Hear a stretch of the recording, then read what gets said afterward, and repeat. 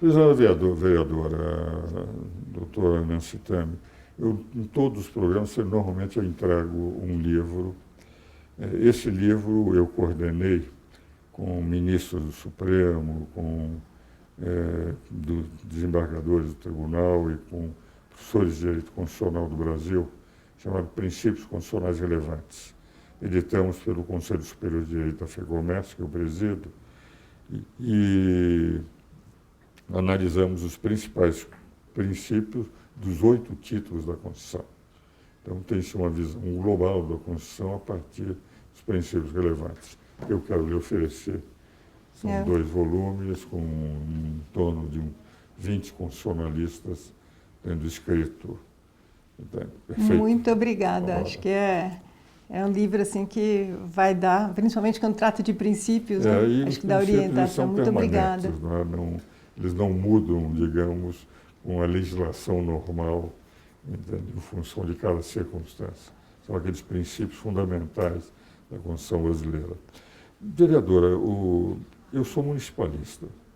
Se nós estudarmos a história do Brasil, Piracicaba tem um papel importante na história do desenvolvimento do Brasil. Aliás, São Paulo tem uma história importante.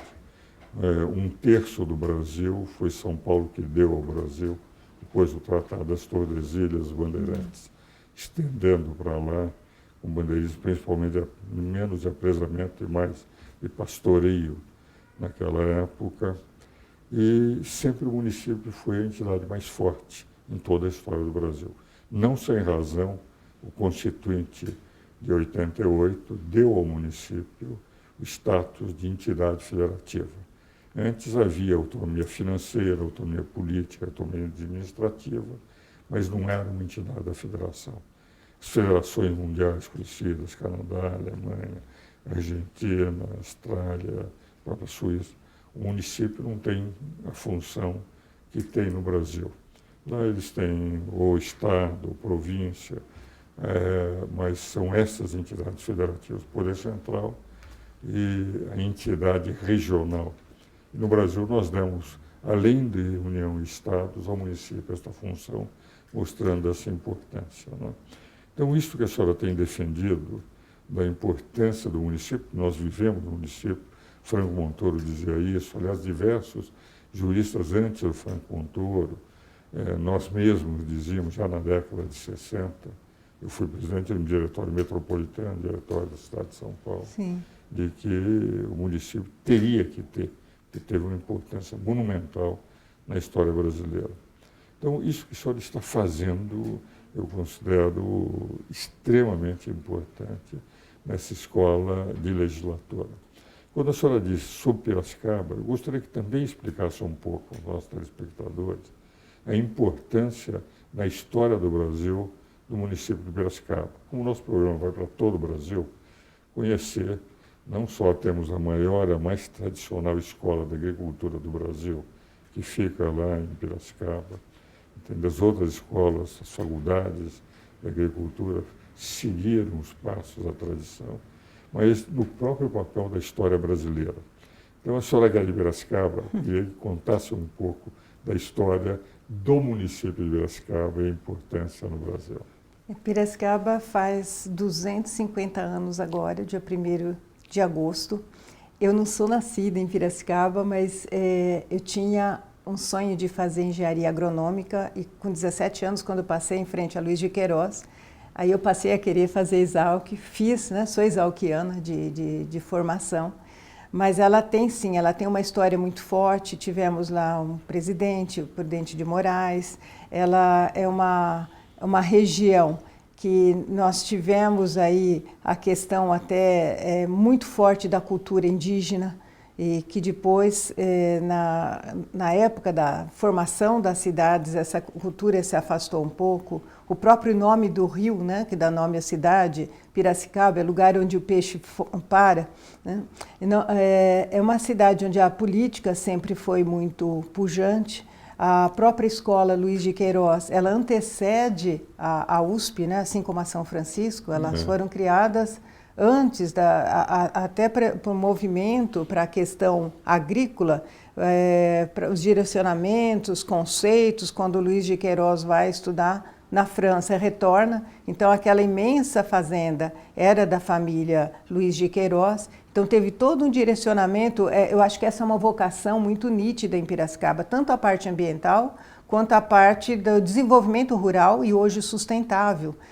Nós temos ali pesquisadores que têm valor, têm o seu nome reconhecido no mundo todo, né? São várias frentes, são muitas pesquisas, muitos resultados que mudaram a política, como é a questão do álcool, como é a questão da agricultura mais orgânica. Então, nós temos ali hoje o Centro Nacional também de Energia Nuclear na agricultura, que tem toda a sua história. Que mais que nós temos? O município é um município grande, 50% urbano, 50% rural. Na parte ambiental, eu acho que a vocação, ele puxou para a organização da região, com essa bacia hidrográfica, onde hoje esses municípios comungam de políticas regionais de uma forma conjunta, um trabalho que se estendeu a todo o estado. Agora, politicamente, sempre foi uma cidade bastante representada, participou dos movimentos nacionais, tivemos aí o presidente, sempre tivemos vários deputados, e ela tem, às vezes, professor, eu até considero que ela vai um pouquinho na contramão, porque é tão pujante a sua cultura, com as músicas de viola, com essa questão agrícola, questão ambiental, não deixa de ser uma cidade também industrial, mas ela é muito pujante na sua cultura. Né? Nessa questão do caipiracicabano que nós comentamos, a população ela tem muito orgulho desses valores. Então ela cultiva, eu não sei se é uma cidade que ela fica de frente para o rio, ela não volta as costas, ela é toda voltada para o rio. E tem ali toda uma arquitetura vinda, inclusive, uma parte pelos franceses, ainda no ciclo do açúcar, e essas edificações no entorno do rio, tombadas e estão sendo restauradas com muita qualidade, onde formam também centros culturais, centros de encontro, de seminários, de exposições, né? Então a cultura dali é uma cultura muito forte, uma cultura de raiz e ao mesmo tempo, eu acho que até junto com isso, cheia de universidades, com muitas escolas também. Não, é impressionante. Eu tenho uma grande admiração pela cidade. E a escola que realmente antecedeu a Universidade de São Paulo, que é da década de 30, a escola é muito mais antiga. E esse dado é importante, de uma participação constante na história. Por exemplo, Prudente de Moraes foi um dos grandes presidentes do Brasil. E o dado que me impressiona muito é essa questão ambiental. Hoje, o mundo discute a sobrevivência. Thomas Friedman, naquele livro, não O Mundo é Plano, mas no segundo dele, Lotado, Quente e Plano, que ele analisa, ele diz o seguinte, que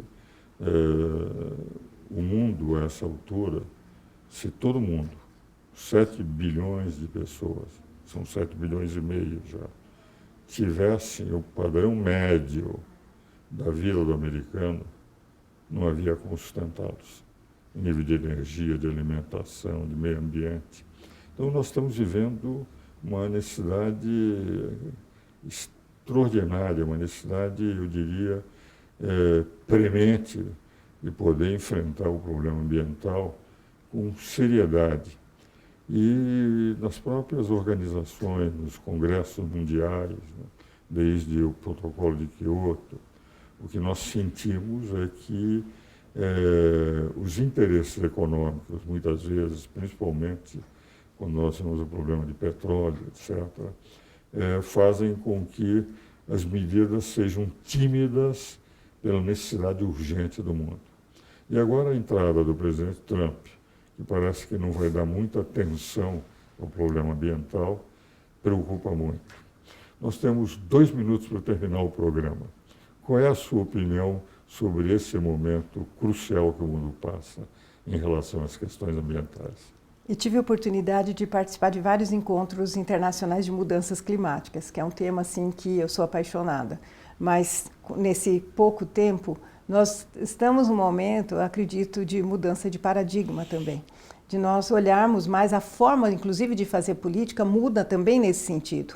É uma forma mais horizontal, menos verticalizada. Aí entra a participação das mulheres, sem dúvida nenhuma. Isso é hábito nosso, de fazer as coisas mais na horizontalidade da ação.